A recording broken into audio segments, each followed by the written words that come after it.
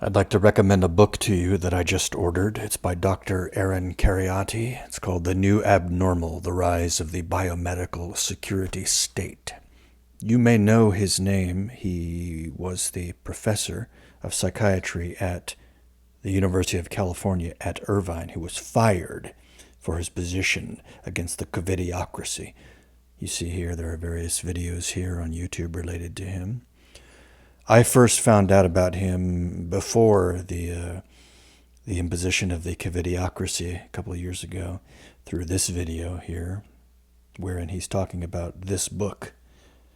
He is, I believe, conservative Novus Ordo.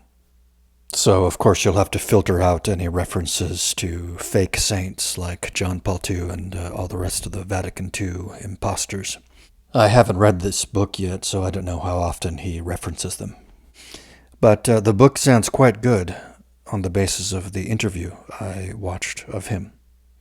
So you might want to check this book out and check out the other book. Pre-order it simply to support him and his opposition to the Covidiocracy. Even if you don't read the book, pre-order it and recommend it to others. Here's a clip of him talking about this totalitarian biomedical tyranny. I think this biomedical security state apparatus that has been put in place during the pandemic will remain in place and will be redeployed for other purposes. And a good example to wrap your head around this is the idea of the vaccine passport.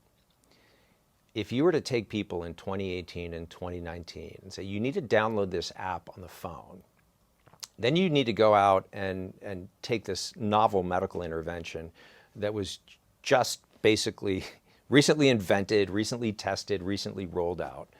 And then you've got to demonstrate, you got to show me your QR code, verifying that you've done what you were told to do in order to get on a plane, get on a train, eat at a restaurant, gather in a public space for a public event.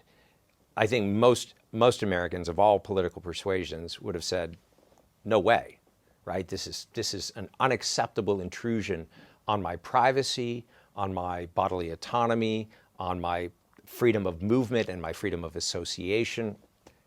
In the last 2 years, during the state of emergency and in a climate of fear, in a climate of having many of my ordinary rights taken from me, freedom of movement during the lockdowns, and then with the promise, there's sort of carrots and sticks of you can't go to work, you've got to work from home, maybe your small business is going to be shut down because you can't keep it afloat during the lockdowns. But if you do this thing, we're going to let you get back to normal, or we're going to let you keep your job or whatever. Well, a lot of Americans went ahead and did that. What I'm trying to help people understand is, okay, you may not have minded, verifying that you had been vaccinated in order to travel, but this has now become normalized.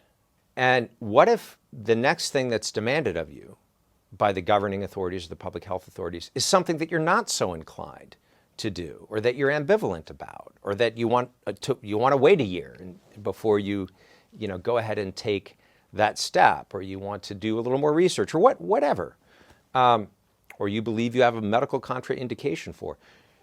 How are you going to feel about this passport system then?